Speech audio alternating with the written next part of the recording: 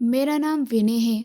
मैं एक गरीब बस्ती में रहता था, जिसे जिंदगी ने होश संभालते ही मेहनत करना सिखा दिया था। इकलौता बेटा होने की वजह से मेरे कंधों पर जिम्मेदारियों का बोझ बहुत ज्यादा था। मैं पिताजी के साथ मिलकर सड़क किनारे उनका एक छोटे से ढाबे में उनका साथ काम करना शुरू कर दिया था। ये ढाबा शहर के पुराने इलाके में था, जहाँ पर दिन भर मजदूरों की भीड़ लगी रहती थी। मेरे पिता बहुत ही मेहनती और ईमानदार इंसान थे। वो सुबह उठते और ढाबे पर चले जाते, ढाबे की साफ सफाई करते, अपने काम में लग जाते। वो दिन भर चूल्हे के सामने खड़े रहते। उनके चेहरे पर थकावट होने के बाद भी एक अजीब सा सुकून और मुस्कुराहट रहती। मैं हमेशा उनके साथ ढाबे पर काम करने में उनकी मदद करता। मैं कभी बर्तन धोता तो कभी ग्राहकों का खाना देता। पिताजी अपने माथे का पसीना एक पुराने कपड़े से साफ करते और गर्म तवे पर पानी का छींटा मारते हुए और मेरी तरफ देखते। बेटा, हमें गरीबों की मदद करनी चाहिए। तुम अगर कभी भी किसी गरीब को देखो तो उसकी मदद ज़रूर करना। अगर कभी किसी भूखे को देखो तो उसे खाना ज़रूर खिलाना। ये बात हमेशा याद रखना, क्योंकि देने वाला हाथ मांगने वाले हाथ से बड़ा होता है।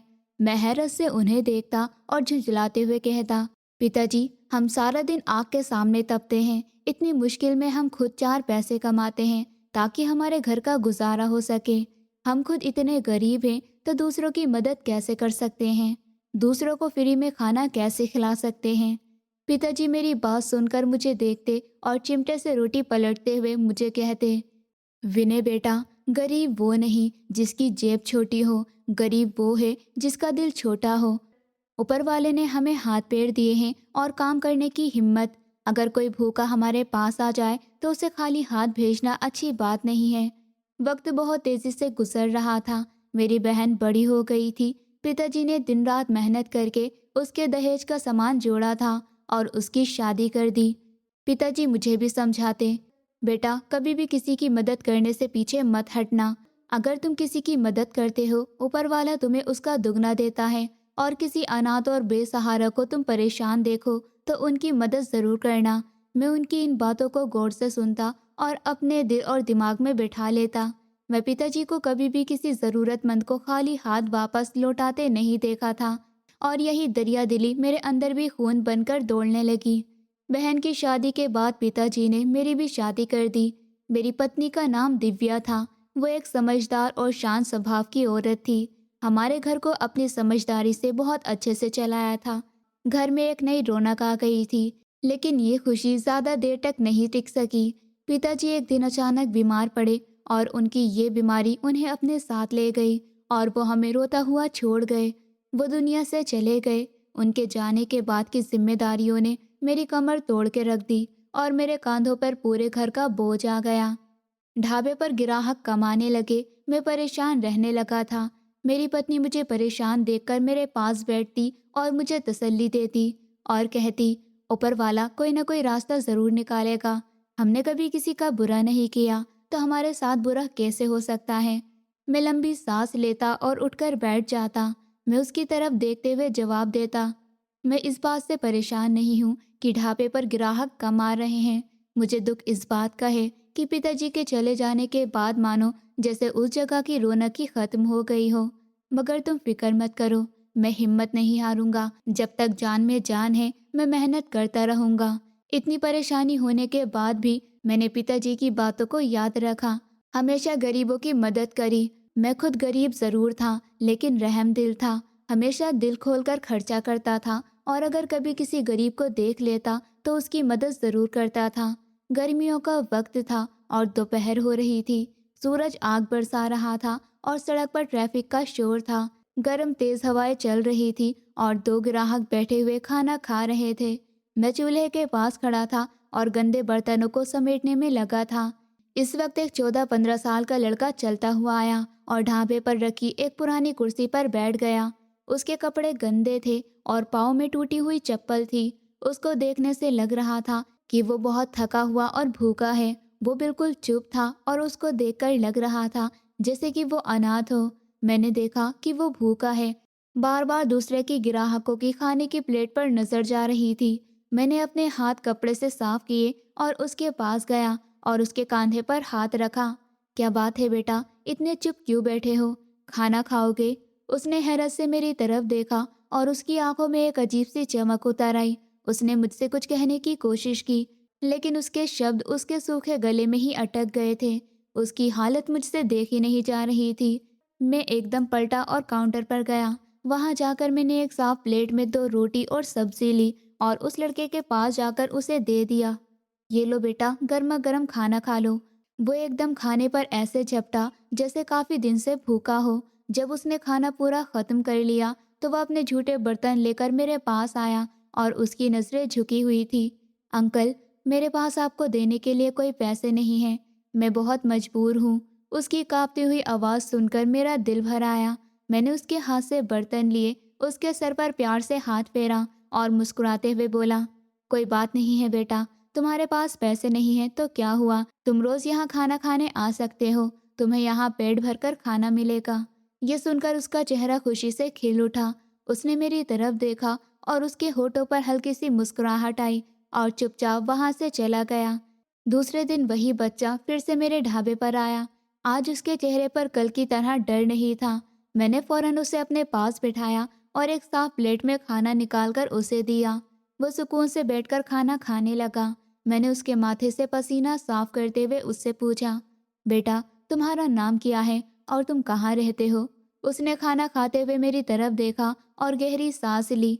फिर वो पानी पीकर बोला, मेरा नाम राहुल है अंकल, मैं अपने चाचा के घर रहता हूँ। मैंने हैरत से पूछा, तुम्हारे माँ बाप कहाँ हैं और तुम ऐसी हालत में क्यों घूमते हो? उसकी आंखों में आंसू आ गए और उसकी आवाज़ भारी हो गई थी। मेरे माँ बाप एक एक्सीडेंट में चल बसे जब मैं छोटा था और चाचा दूसरे शहर में काम करते थे और उनकी कमाई से ही घर चलता है। लेकिन चाची का व्यवहार मेरे साथ बहुत बुरा है। वो सारा दिन मुझसे घर के काम करवाती हैं और मुझे ताने देती हैं, लेकिन मुझे पेट भरकर खाना नहीं देती। मैं भूख से तड़पता रहता हूँ और खाने की तलाश में घर से बाहर निकल आता हूँ कि शायद कोई तो मुझे खाना दे देगा। ये सुनकर मेरा दिल फट सा गया और मेरी आंखों में भी आंसू आ गए। राहुल बेटा, अब तुम्हें यहाँ वहाँ भटकने की ज़रूरत नहीं है। तुम रोज़ मेरे ढाबे पर खाना खाने आ सकते हो और तुम्हें कोई फिक्र करने की ज़रूरत नहीं है। जब तक मैं जिंदा हूँ और ये ढाबा चल रहा है, तुम भूखे नहीं सोओगे। और अगर तुम्हें और किसी चीज़ की भी ज़रूरत हो तो तुम मुझसे कह सकते हो। राहुल ने रोते हुए मुझे गले लगा लिया। उस दिन के बाद से वो रोज़ ढाबे पर आने लगा। उसके साथ मुझे एक अजीब सा अपनापन महसूस होता था। राहुल रोज़ मेरे ढाबे पर आता रहता, खाना खाता, मुस्कुराकर मुझे 2-4 बातें करता और फिर अपने रास्ते चला जाता। वो कभी कभार मुझसे कहता था, अंकल लाइए मैं आपकी हेल्प कर देता हूँ। इतना कहकर टेबल पर रखे बर्तन वो उठाने लगा तो मैंने जाकर उसका हाथ पकड़ लिया और उससे कहा कि बेटा, तुम्हें यहाँ पर यह सब करने की ज़रूरत नहीं है। तुम सिर्फ अपनी पढ़ाई पर ध्यान दो। ये काम करने के लिए यहाँ पर मैं हूँ। इसी तरह रोज़ वो आता और खाना खाकर चला जाता और अब तो मुझे उसके आने की आदत सी हो गई थी।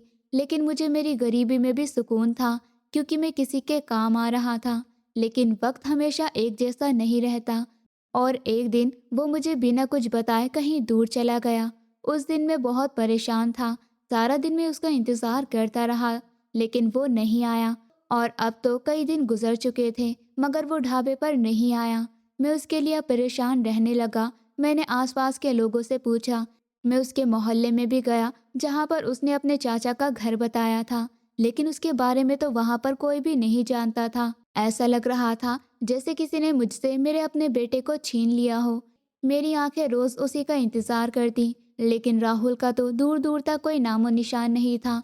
वो तो मेरी ज़िंदगी से ऐसे गायब हो चुका था जैसे कोई सपना हो जो सुबह होते ही टूट जाता हो।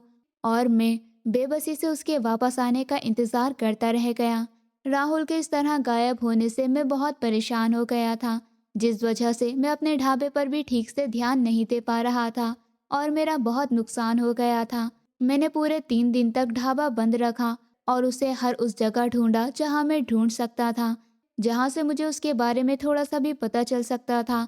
मैंने हर गली में उसे ढूंढा और मैंने उन सभी से पूछा जिन्होंने मेरे ढाबे के पास उसे देखा था, मगर कहीं से भी उसका कुछ पता नहीं चला और मैं परेशान होकर घर वापस आ गया। मुझे परेशान देखकर मेरी पत्नी मेरे पास आई, मुझसे बहुत नरमी से बोली, आप परेशान नहीं हो, हो सकता है राहुल अपने चाचा के साथ दूसरे शहर में काम करने चला गया हो और उसको आपको बताने का मौका ना मिला हो। आपने अपनी तरफ से पूरी कोशिश कर ली है, आप उसे उसके हाल पर छोड़ दीजिए। मैंने उसकी बात सुनकर उसकी तरफ देखा। मुझे इस बात की फिक्र नहीं है कि वो कहाँ गया है और कहाँ नहीं। मैं कोई जज्बाती इंसान हूँ। मैं इसलिए परेशान हूँ कि वो अभी बहुत छोटा है, वो अपना ख्याल कैसे रखेगा। पता नहीं उसको खाना खाने को भी मिलेगा या नहीं। और मुझे गुस्सा इस बात का है कि मैंने उसकी जिम्मेदारी ली थी, लेकिन वो एक एहसान फरामोश की तरह गायब हो गया। खैर, अब जो होना था हो गया। मेरा वक्त बहुत कीमती है। मैं कल से ढाबा खोलूंगा और इस बात को यही ख़त्म कर दूंगा और अब इस बारे में कोई बात नहीं होगी। मैं दूसरे दिन उठा, नहा धोकर नाश्ता किया और फिर अपने ढाबे की तरफ चल दिया और अपने सारे जज्बात को एक तरफ रख दिया और मैंने अपना पूरा ध्यान सिर्फ और सिर्फ अपने काम पर लगा दिया। मैंने खुद के लिए कुछ नियम बनाए और पहले से अब थोड़ा सख्त हो गया। गरीब और बेबस लोगों के लिए दरवाज़ा खोला था, लेकिन कामचोर और चालाक लोगों के लिए मेरे दिल में कोई रहम नहीं था। और फिर मैंने 2 लड़के काम पर रखे। उनमें से एक लड़के ने बर्तन धोने में थोड़ी सुस्ती दिखाई, तो मैंने उसका गिरेबान पकड़कर उसे सीधा खड़ा किया और गुस्से से बोला, यहाँ काम करना है तो फुर्ती दिखाओ। मैं तुम्हें पैसे देता हूँ, यहाँ सुस्ती से काम करना नहीं चलेगा। तुम्हें फ्री का पैसा नहीं मिलेगा और अगर ऐसे ही काम करना है तो कल से कहीं और काम देख लेना। लड़के ने डर से नजरें नीचे की और बहुत तेजी से बर्तन धोने लगा और बोला, माफ कर दीजिए मालिक, आइंदा शिकायत का मौका नहीं दूंगा। गुजरते वक्त के साथ मेरे ढाबे के हालात भी बदलने लगे।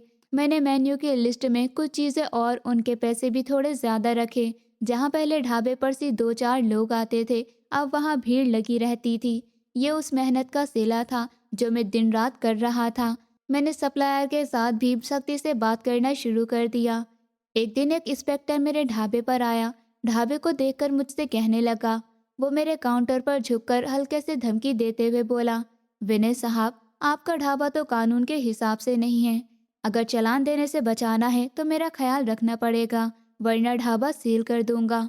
मैं जो काउंटर पर बैठा था उठकर खड़ा हुआ और इंस्पेक्टर की आंखों में आंखें डालकर कड़कदार आवाज में जवाब दिया, ये होटल मेरी मेहनत से चलता है, तुम्हें रिश्वत देने से नहीं। जाओ, जाकर जो चालान काटना है काट दो, मैं अदालत में पैसे भर दूंगा, लेकिन तुम्हें 1 रुपए की भी रिश्वत नहीं दूंगा। मेरा रास्ता छोड़ो, फौरन यहाँ से निकल जाओ। उसने मेरा ये व्यवहार देखा तो बिना चालान काटे वहाँ से खिसक गया। मैंने कभी किसी ब्लैकमेलर या रिश्वतखोर के आगे सर नहीं झुकाया था।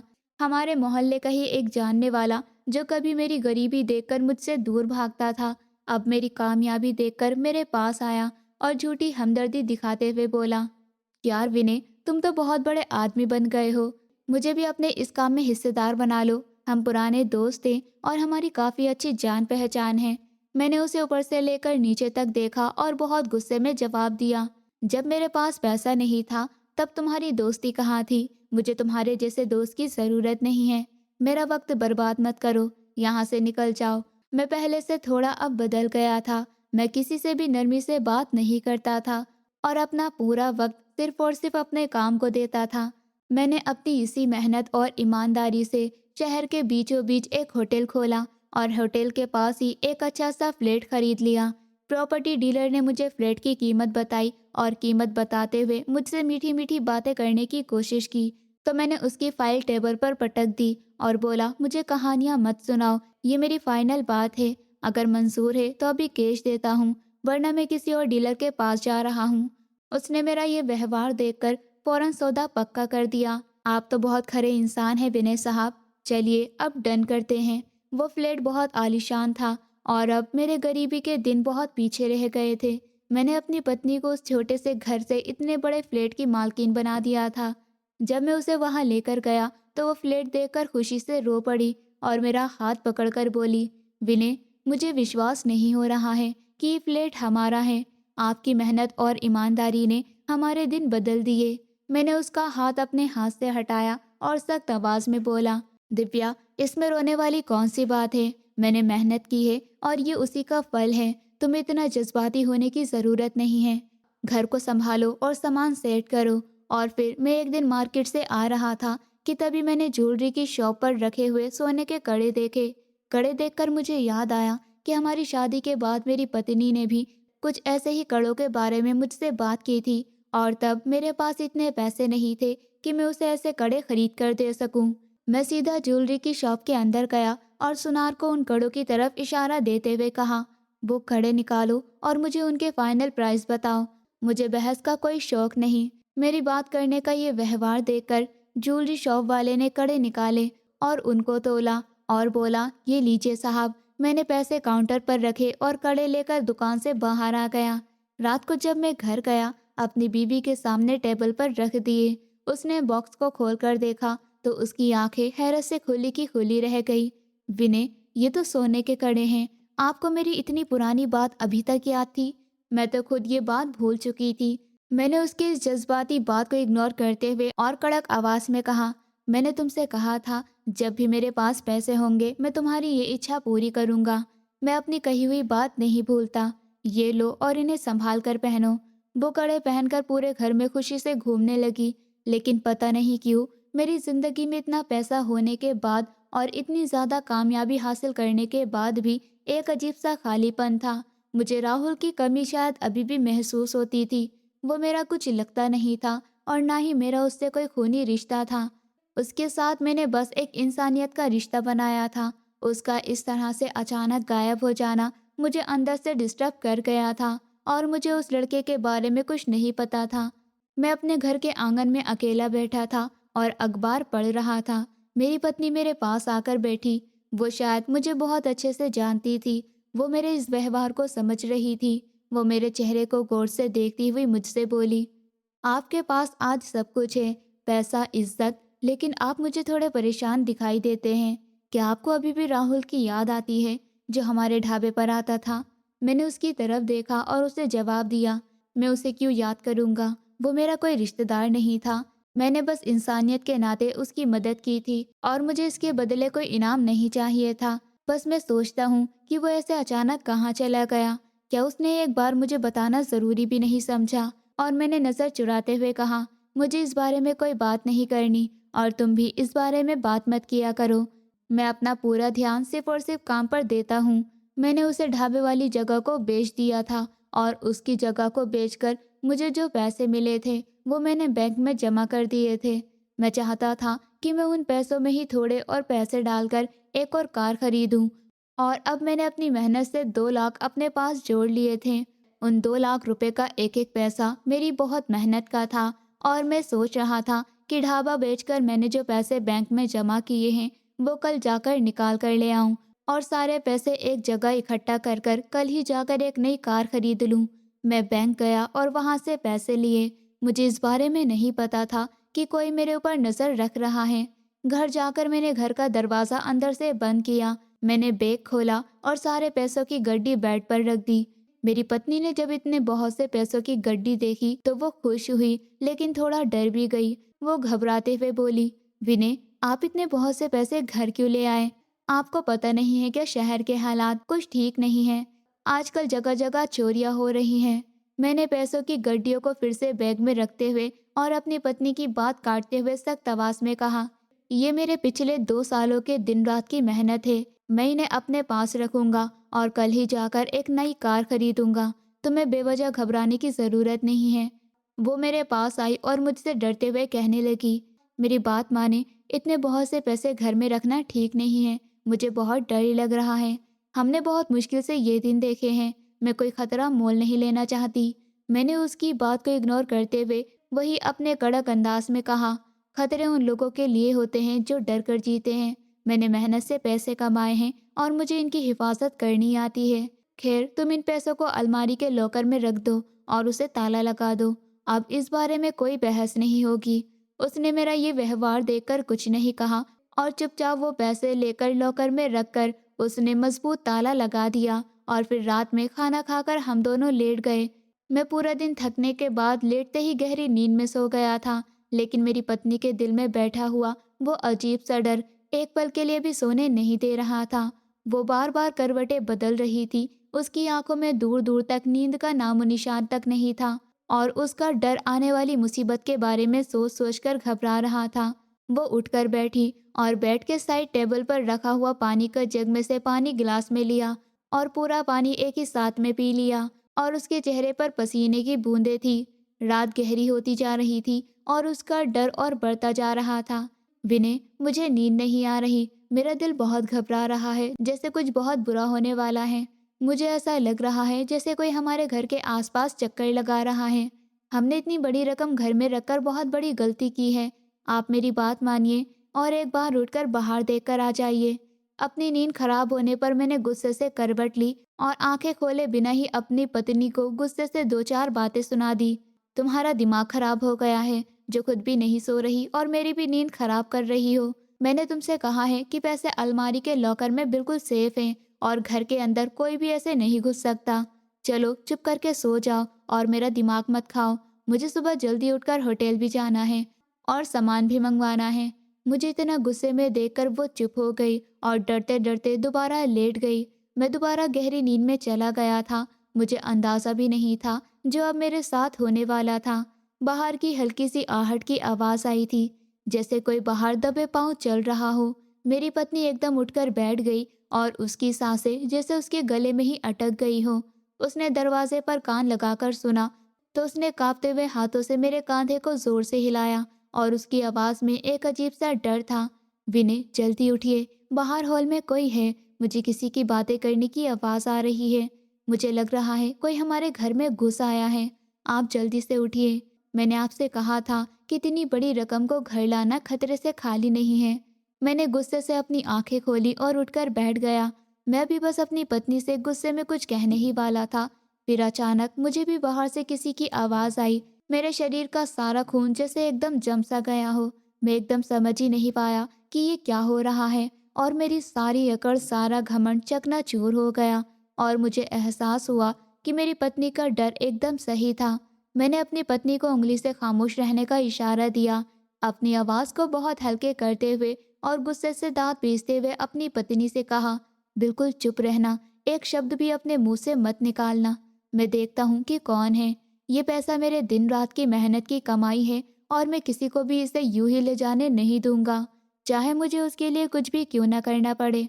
मेरी पत्नी डरते हुए अपने मुंह पर हाथ रखकर कमरे के कोने में खड़ी हो गई। मैं बिस्तर से खड़ा हुआ और कोई भारी सी चीज़ ढूंढने के लिए कमरे में नजरें इधर उधर दौड़ाई, लेकिन उस वक्त वहां पर ऐसा कुछ भी नहीं था। इतनी ही देर में हमारे कमरे का दरवाज़ा हल्के से खुला। मैंने अपनी सांस रोक ली और धीरे धीरे दरवाजे की तरफ कदम बढ़ाए। इतनी ही देर में दरवाज़ा बहुत ज़ोर से खुला। उनके हाथ में खतरनाक हथियार थे। कमरे में अंधेरा था, लेकिन खिड़की से आ रही हल्की सी रोशनी में मुझे उनका चेहरा साफ दिख रहा था। उनमें से एक, जो शायद उनका लीडर था, उसने अपनी गन मेरे सर पर रख दी और उसने अपनी भारी आवाज़ में कहा, अगर एक आवाज़ में निकाली तो तुम्हें ये गोली मार दूंगा। होशियारी दिखाने की कोई ज़रूरत नहीं है। हमें बहुत अच्छे से पता है कि तुम आज ही बैंक से एक बहुत बड़ी रकम लेकर आए हो, इसलिए चुपचाप अलमारी की चाबी हमें दे दो और अपनी इस पत्नी की जान बचा लो, वरना आज इस घर से कोई भी जिंदा वापस नहीं जाएगा। खतरा मेरे सामने खड़ा था। मैंने उसे आदमी की आंखों में देखा और डरने की जगह गुस्से में आकर उससे कहा। मुझे उस वक्त इतना ज्यादा गुस्सा आ रहा था कि मैं कुछ भी नहीं कर सकता था। मैंने अपने दांतों को पीसते हुए एक एक शब्द को चबाते हुए कहा, तुम लोगों को कोई बहुत बड़ी गलतफहमी हुई है। मेरे पास कोई पैसे नहीं हैं। जो कुछ भी था मैं आज ही अपने होटल में लगा चुका हूँ और गाड़ियाँ बुक कर चुका हूँ। मेरी पत्नी पर हाथ उठाने की जरा सी भी कोशिश की तो याद रखना, मैं तुम्हें जान से मार दूंगा। तुम मुझे जानते नहीं हो। मैं बहुत मेहनत से यहाँ तक आया हूँ। मैं तुम जैसे गीदड़ों से डरने वाला नहीं हूँ। वो मेरी ये बात सुनकर बहुत ज्यादा गुस्से में आ गया और उसने अपनी गन पीछे से मेरे सर पर मारी और साथ ही कमरे की सारी चीज इधर से उधर फेंकने लगे और पूरे कमरे की तलाशी लेने लगे। उसने मेरी आंखों में घूरते हुए मुझसे कहा, तुझे लगता है हम यहाँ पर बिना जानकारी के आए हैं और यहाँ पर ऐसे ही मुंह उठाकर आ गए? हम पिछले एक हफ्ते से तेरी हर हरकत पर नजर रख रहे हैं। हमें पता है कि वो पैसों से भरा हुआ चमड़े का बैग इसी कमरे की अलमारी के लॉकर में है। चुपचाप वो चाबी हमें दे दे, वरना मैं तेरी इस पत्नी के सामने तेरा वो हाल करूंगा तू जिंदगी भर याद रखेगा। मेरा दिल जोर जोर से धड़क रहा था, लेकिन मेरा दिमाग तेजी से चल रहा था। ये मेरे वो पैसे थे जो मैंने दिन रात मेहनत करके जोड़े थे। मेरी मेहनत की वही कमाई थी जो मैंने कई रातें जागकर गुजारी थी और कई दिन भूखे प्यासे चूल्हे के सामने खड़े होकर काम किया था। मैं किसी भी कीमत पर अपने सालों की जमा पूंजी इन चोरों के हवाले नहीं कर सकता था, चाहे उसके लिए मुझे अपनी जान क्यों न देनी पड़े। मैंने फिर अपनी इस अकड़ से उसकी उन आंखों में देखा और अब मेरे शब्द और भी ज्यादा कड़वे हो गए थे। मैंने एक बार कह दिया ना, यहाँ कुछ नहीं है, तुम लोग यहाँ पर अपना वक्त बर्बाद कर रहे हो, यहाँ से चले जाओ, वरना मैं अभी शोर मचाकर पूरे मोहल्ले को इकट्ठा कर लूंगा और तुम यहाँ से आज़ाद बचकर नहीं जा पाओगे। लोग तुम्हें मारते मारते बेहाल कर देंगे। एक दूसरे आदमी ने, जो अलमारी के पास खड़ा था, उसने अपने गन से लॉकर का ताला तोड़ने की कोशिश की। मेरी पत्नी बुरी तरह से डर से कांप रही थी और उसकी सिसकियों की आवाज़ मुझे अंदर से पागल कर रही थी। वो आदमी जो मेरे सर पर गन लेकर खड़ा था, उसने मेरा गला पकड़ा और मुझे दीवार से चिपका दिया और उसने गुस्से से कहा, तो शराफत से नहीं मानेगा, तेरा ये सारा अहंकार और ये अकड़ अब तोड़नी पड़ेगी। तुझे अपनी जान से ज्यादा पैसों से प्यार है, तू अब देख मैं तेरे साथ क्या करता हूँ। उसने अपने तीसरे साथी को इशारा किया, जो अब तक चुप खड़ा सब कुछ देख रहा था। वो मेरी पत्नी की तरफ बढ़ा। मेरी पत्नी डर से चीखी। उस आदमी की नज़र मेरी पत्नी के हाथों में पहने हुए उस सोने के कंगनों पर पड़ी, जो कुछ दिन पहले ही मैंने अपनी पत्नी को दिए थे। उस आदमी ने आगे बढ़कर मेरी पत्नी का हाथ जोर से पकड़ लिया और बहुत बेरहमी से बोला, चुपचाप ये कड़े उतार कर मुझे दे दे, वरना मैं तेरा और तेरे पति का वो हाल करूंगा कि तू सारी जिंदगी रोती रहेगी। जल्दी कर, हमारे पास वक्त नहीं है, और अगर तूने थोड़ा सा भी शोर मचाया तो तेरा पति जिंदा नहीं बचेगा। उस बेचारी की आंखों से बेबसी के आंसू बह रहे थे और उसकी वो आंखें मेरी तरफ देख रही थी। उसने कांपते हुए हाथों से वो कड़े उतारने की कोशिश की, लेकिन बहुत डर जाने की वजह से उसके हाथ काम नहीं कर रहे थे और कड़े उसकी कलाई में फंस गए थे। उस आदमी का मेरी पत्नी के साथ ये व्यवहार देखकर मेरे अंदर का सोया हुआ जानवर जाग गया था। मेरा सारा गुस्सा और सारी बर्दाश्त की अब हद पार हो गई थी। मैंने अपनी जिंदगी में गरीबी के वो दिन देखे थे। मेरे पास अपनी पत्नी को पहनाने के लिए कांच की चूड़ियां भी नहीं होती थी। मैं दिन रात मेहनत कर कर और एक एक पैसा जोड़कर उसे एक छोटा सा गिफ्ट दिया था, और अब मेरे सामने ये लुटेरे मेरी इज्जत पर और मेरी मेहनत पर हाथ डाल रहे थे। मैंने बहुत जोर से चीखते हुए कहा, उसका हाथ छोड़ दे कमीने, वरना मैं तुझे आज जान से मार दूंगा। तूने मेरी पत्नी पर हाथ डालकर अपनी मौत को बुलाया है। मैं तुम में से किसी एक को भी जिंदा नहीं जाने दूंगा।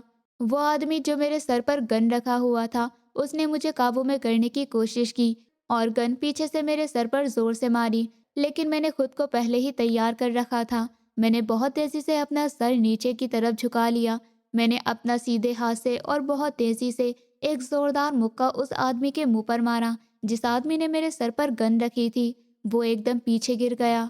मैंने 1 मिनट की भी देर नहीं की और इससे पहले कि वो संभल कर खड़ा होता, मैंने उसके हाथ को अपने पैर के नीचे इतनी जोर से रखा और मसल कर रख दिया। उसके मुंह से एक दर्दनाक चीख निकली और उसने अपनी गन की पकड़ ढीली छोड़ दी। मैंने बहुत तेजी से गन उसके हाथ से छीन ली। अब बासी पूरी तरह मेरे हाथ में आ गई थी। मैंने वो गन उस आदमी के सर पर रख दी, जो मेरी पत्नी के हाथ में से वो कड़े उतरवा रहा था। उसे डर था कि मेरी आवाज़ कमरे में गरजते हुए बादलों की तरह गूंजी, पीछे हट जाओ सबके सब, वरना तुम में से आज कोई भी इस कमरे से बाहर जिंदा नहीं जाएगा। मैंने कहा था कि मुझे मजबूर मत करो, अब मैं एक एक को यही दफन कर दूंगा। ये सब कुछ देखकर मेरी पत्नी एकदम हैरान हो गई। जो लुटेरे कुछ देर पहले मुझे मारने की धमकियां दे रहे थे, अब उनकी अपनी जान पर आ बनी थी। जिस आदमी से मैंने गन छीनी थी, उसने बहुत तेजी से उठकर गुस्से से मेरा गिरेबान पकड़ लिया और मुझे पीछे की तरफ धक्का देकर गिराने की कोशिश की, और मैं देख सकता था कि उसकी आंखों में मौत का कितना खौफ था। मैंने उसकी तरफ देखते हुए और उसे धक्का देते हुए कहा, तू आज गलत घर में फंस गया है कि ईमानदार और एक मेहनती इंसान के घर में घुसकर चोरी करना क्या होता है, और वो इंसान अपने हक के लिए कैसे लड़ता है। तेरी मौत आज मेरे हाथों लिखी जा चुकी है। उसके जब दोनों साथियों ने देखा कि अब बात बिगड़ गई है और उनका लीडर अब फंस चुका है, तो उनके चेहरे का रंग उड़ गया। उन लोगों ने अपने साथी को बचाने की जगह वहां से भागना ज्यादा सही समझा। अब उस कमरे में मैं, मेरी पत्नी और वो चोर था, और मेरे हाथ में वो हथियार था जो किसी भी वक्त उसकी जान ले सकता था। दोनों में लड़ाई हो रही थी और कोई भी हम दोनों में से हार मानने के लिए तैयार नहीं था। वो मुझे जमीन पर गिराने की कोशिश कर रहा था और मैं उसे अपना गिरेबान छुड़ाने की और इसी हाथापाई के दौरान मेरे हाथ में वो गन थी, उसका ट्रिगर मुझसे दब गया और उस धमाके की आवाज़ ने कमरे की दीवारों तक को हिला दिया था। कुछ देर के लिए कमरे में बिल्कुल सन्नाटा छा गया और जैसे सब कुछ खामोश हो गया। वो इंसान जो कुछ देर पहले मुझे मारना चाहता था और मेरा गिरेबान पकड़ा हुआ था, उसकी पकड़ अचानक ढीली हो गई और वो भारी बोझ की तरह फर्श पर गिर गया था और उसकी सांसें थम गई थी। और इतनी जोरदार आवाज़ सुनकर पूरा मोहल्ला इकट्ठा हो गया था और ये लोग जो हमारे घर में चोरी करने आए थे, इनमें से 2 लोग जो बचकर भाग गए थे, वो कहीं दूर के नहीं बल्कि हमारे मोहल्ले के पास में एक गुंडा था और पूरा शहर उस गुंडे से डरता था। ये लोग भी उसी के थे। ये चोर मुझसे मर गया था, मगर मैंने इसे जानकर नहीं मारा था। मैं अपनी और अपनी पत्नी की जान बचा रहा था और इस हाथापाई में इस चोर की जान चली गई और मुझे किसी भी बात का कोई पछतावा नहीं था। मैंने एक पति होने के नाते अपनी पत्नी की रक्षा की थी। बाहर लोग इकट्ठा हो गए थे और किसी ने पुलिस को भी बुला लिया था। पुलिस की गाड़ी हॉर्न बजाती हुई मेरे घर के बाहर आकर रुक गई थी। इंस्पेक्टर मेरे घर के अंदर आया और उसने बिना कुछ जाने बिना कुछ देखे मुझे गिरफ्तार कर लिया। और ये वही पुलिस वाला था जो कभी मुझे मेरे ढाबे पर रिश्वत मांगने आया था और मैंने इसे 1 रुपया भी नहीं दिया था। शायद ये आज मुझे इस चीज़ का बदला ले रहा था और मुझे तभी गिरफ्तार कर लिया। उस इंस्पेक्टर ने मुझे हथकड़ियाँ पहनाते हुए मुझसे कहा, तुमने कानून को अपने हाथ में लिया है और एक इंसान की जान ली है। अब तुम्हें ज़िंदगी भर जेल में रहना होगा। चलो अब थाने, और तुम्हारी सारी अकड़ अब वहाँ निकालता हूँ। लेकिन मैंने अभी इस कड़क आवाज़ में उस इंस्पेक्टर से कहा, मैंने कोई जुर्म नहीं किया है। ये कल रात के अंधेरे में मेरे घर चोरी करने आया था और उसने मेरी बीवी को मारने की धमकी दी थी। मैंने जो कुछ भी किया अपनी पत्नी की जान बचाने के लिए और अपनी मेहनत की कमाई बचाने के लिए। क्या मैं किसी से डरने वाला नहीं हूँ? लेकिन मेरी उस इंस्पेक्टर ने एक बात नहीं सुनी और मुझे धक्के देते हुए बाहर ले गया और अपनी गाड़ी में बैठा लिया। मुझे थाने ले जाकर जेल में बंद कर दिया। सुबह होते ही केस दर्ज हुआ और मुझे पता चला कि ये इंस्पेक्टर बहुत बड़ा सिफारिशखोर है और वो मारे जाने वाला चोर उस शहर के बहुत बड़े गुंडे का भाई था। उस गुंडे ने इंस्पेक्टर को रिश्वत देकर पूरा केस ही पलट दिया था। मैंने बहुत कहा और चीख चीख कर सफाई दी। ये लोग मेरे घर में चोरी करने आए थे और मैंने सिर्फ अपनी और अपनी पत्नी की जान बचाई है। लेकिन मुझ पर ही खून करने का इल्ज़ाम लगा दिया गया और मुझे जेल में बंद रखा। मेरे घर के हालात बहुत बिगड़ चुके थे। मेरा कोई भाई नहीं था जो मेरे लिए थाने और कोर्ट के चक्कर लगाता और मेरी पत्नी का सहारा बनता। मेरी पत्नी बेचारी अकेली इन सब का सामना कर रही थी। घर पर अकेली थी और उस गुंडे के आदमी उसे लगातार धमकियां दे रहे थे। एक दिन मेरी पत्नी मुझे जेल में मिलने आई। उसका चेहरा उतरा हुआ था और उसकी आंखों में डर साफ दिखाई दे रहा था। उसने रोते हुए और बेबसी से कहा, विनय, हम पूरी तरह बर्बाद हो गए हैं। वो लोग बहुत ताकतवर हैं। वो लोग मुझे धमकियां देते हैं। मेरा उस घर में रहना मुश्किल हो गया है। मैं सीधा खड़ा हो गया और बिना घबराए और बिना लड़खड़ाए उससे कड़क आवाज में कहा, तुम मुझसे वादा करो तुम बिल्कुल नहीं घबराओगी और ना ही उन गुंडों के आगे कमज़ोर बनोगी। तुम आज ही अपना सामान लेकर अपने मायके चली जाओ और अपने भाई की मदद से एक अच्छा और ईमानदार वकील करो। मैं इन गीदड़ों और रिश्वतखोरों के आगे अपना सर नहीं झुकाऊंगा। हक और सच की हमेशा जीत होती है। बस तुम मेरा साथ देना। उसने मेरा हौसला देखकर अपने आंसू साफ किए और हाँ में सर हिलाते हुए वहां से चली गई।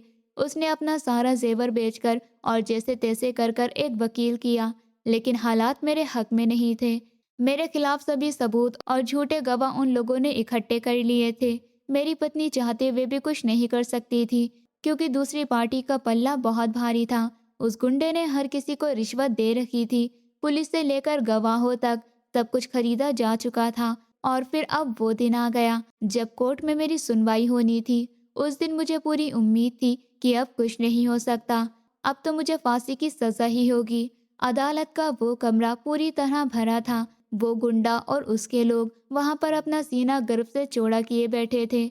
मेरी पत्नी एक कोने में खड़ी थी और उसकी आंखों से आंसू लगातार बह रहे थे और वो बेचारी मुझे कटघरे की तरफ जाते हुए देख रही थी। उसकी आंखों का वो दर्द मुझसे सहा नहीं जा रहा था, लेकिन मैंने अपने चेहरे पर बेबसी कमजोरी की कोई झलक भी नहीं आने दी। मुझे कटघरे में खड़ा कर दिया गया। मेरा चेहरा नीचे झुका हुआ था और मैं ऊपर वाले से अपने गुनाहों की माफ़ी मांग रहा था। मैं सोच रहा था मैंने कुछ गलत नहीं किया है, मैंने अपनी और अपनी पत्नी की जान बचाई है।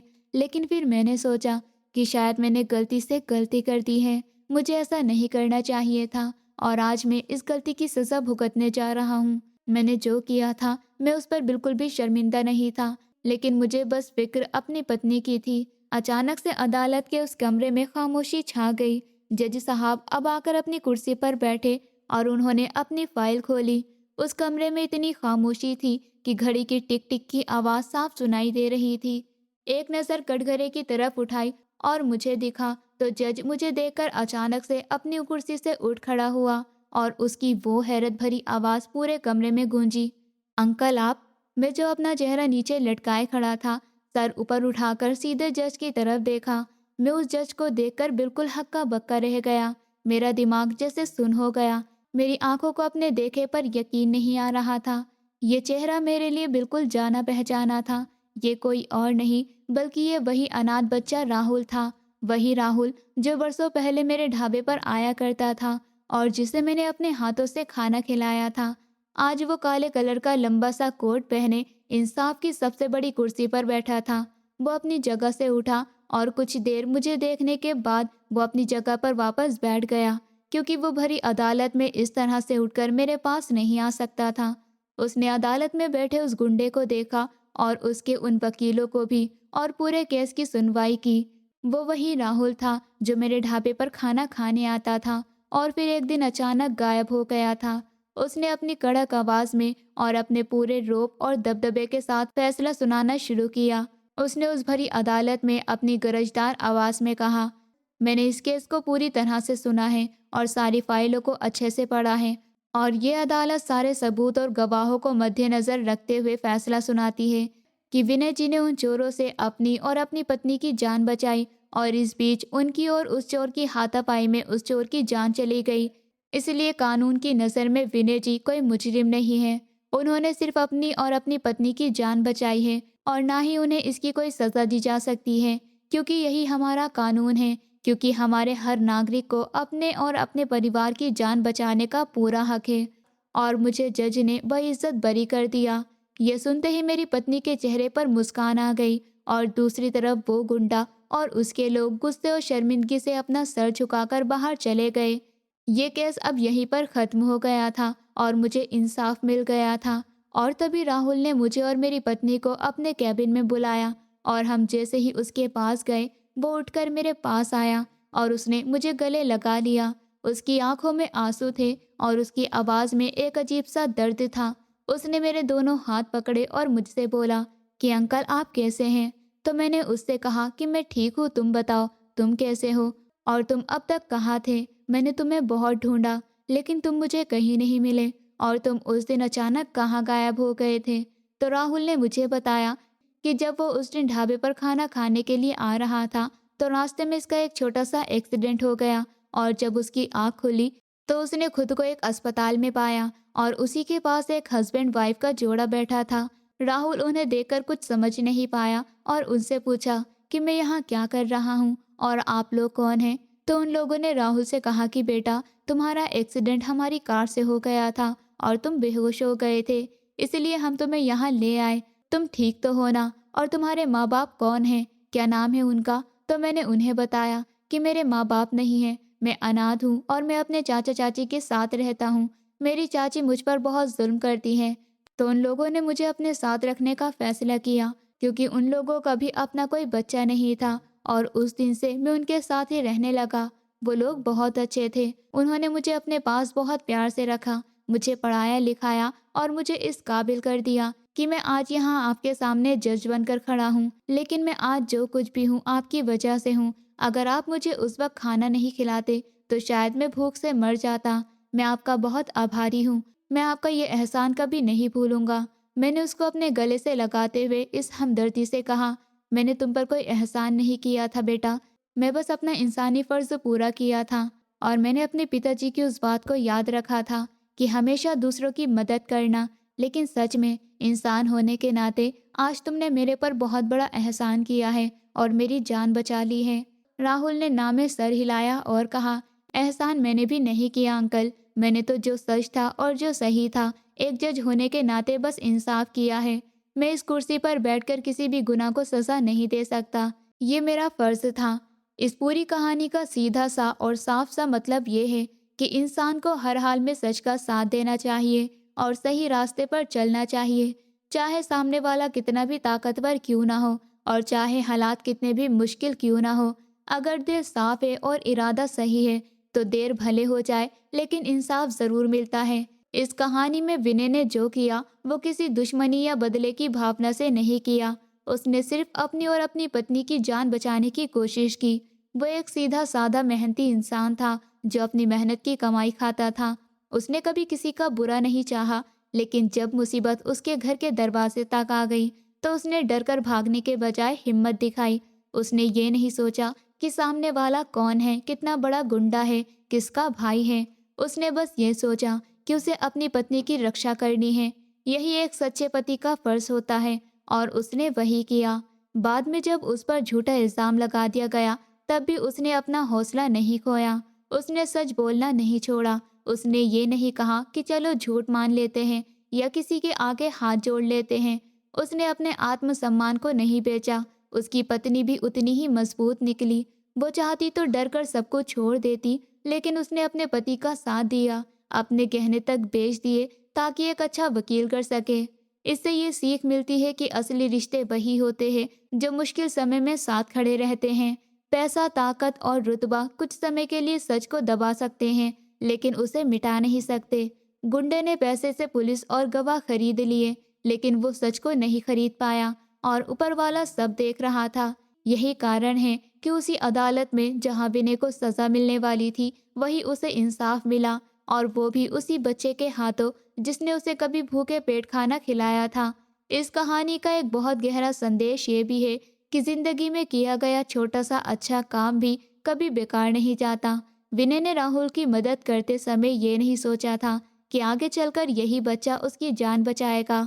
उसने तो बस इंसानियत के नाते इस भूखे बच्चे को खाना खिलाया था, लेकिन वही छोटा सा नेक काम सालों बाद उसके लिए ढाल बनकर खड़ा हो गया। इसका मतलब ये है कि हमें भलाई करते समय कभी हिसाब किताब नहीं रखना चाहिए, ना ही ये सोचना चाहिए कि बदले में क्या मिलेगा, क्योंकि अच्छा काम अपने आप सही समय पर लौट कर आता है और कई बार उम्मीद से ज़्यादा देता है। इस कहानी में यह भी दिखाया गया है कि कानून का असली मतलब क्या है। कानून सिर्फ सज़ा देने के लिए नहीं होता, बल्कि सच को समझकर सही फैसला देने के लिए होता है। एक सच्चा जज वही होता है जो किसी दबाव में ना आए, और राहुल ने वही किया। उसने अपने रिश्ते को बीच में नहीं आने दिया। उसने अदालत में पहले सबूत सुने, फिर फैसला सुनाया, और जब उसे यकीन हो गया कि विनय ने आत्मरक्षा में काम किया था, तब उसने उसे बरी कर दिया। इससे ये सीख मिलती है कि अगर सही जगह पर सही इंसान बैठा हो तो न्याय ज़रूर मिलता है। इस कहानी में पत्नी का किरदार भी बहुत अहम है। वो डरी हुई थी, अकेली थी, लेकिन उसने हार नहीं मानी। उसने अपने पति का भरोसा नहीं तोड़ा। उसने अपने डर को अपने हौसले से छोटा कर दिया। इसमें हमें ये सीख मिलती है कि औरत कमज़ोर नहीं होती, हालात उसे मजबूत बना देते हैं। अगर वो ठान ले तो बड़े से बड़ा तूफान झेल सकती है। और एक और बात जो इस कहानी में समझ आती है वो ये है कि इंसान को कभी घमंड नहीं करना चाहिए। गुंडा अपने भाई की मौत का बदला लेने और अपनी ताकत दिखाने आया था। उसे लगा कि पैसे से सब कुछ खरीदा जा सकता है, लेकिन आखिर में उसे सर झुकाना पड़ा क्योंकि सच उससे बड़ा था। इसलिए जिंदगी में कभी गलत रास्ता नहीं चुनना चाहिए, क्योंकि गलत रास्ता चाहे कुछ समय के लिए आसान लगे, लेकिन उसका अंत हमेशा बुरा होता है। और सही रास्ता चाहे कितना भी मुश्किल क्यों ना हो, आखिर में वही जीतता है। इस कहानी का असली सार यही है कि इंसानियत सबसे बड़ी ताकत है, सच सबसे बड़ी ढाल है और हिम्मत सबसे बड़ा हथियार है। अगर दिल में सच्चाई हो और नियत साफ हो तो भगवान भी साथ देता है और हालात भी एक दिन बदल जाते हैं। इसलिए हमें हमेशा अच्छा सोचना चाहिए, अच्छा करना चाहिए, और किसी की मदद करने का मौका मिले तो पीछे नहीं हटना चाहिए, क्योंकि हम नहीं जानते कि आज की गई छोटी सी मदद कल हमारे जीवन का सबसे बड़ा सहारा बन सकती है। यही इस कहानी का सीधा सा सच और दिल को छू लेने वाला संदेश है। दोस्तों, उम्मीद करती हूँ आपको हमारी कहानी पसंद आई होगी। कहानी पसंद आई है तो वीडियो को लाइक करें, चैनल पर नए हैं तो चैनल को सब्सक्राइब करें, और हाँ, नोटिफिकेशन बेल को ज़रूर दबाएं ताकि अगली अपडेट सबसे पहले आपको मिले।